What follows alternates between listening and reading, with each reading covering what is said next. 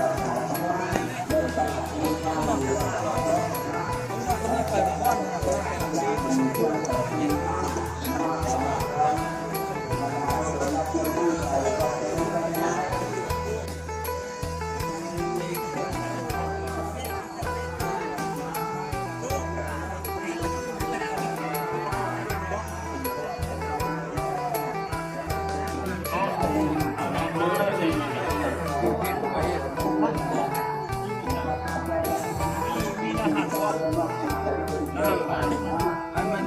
มีกูบาน้อยมันมีกูบาเอาได้นอกมาไว้ในตาเดียว ก็เจอแอน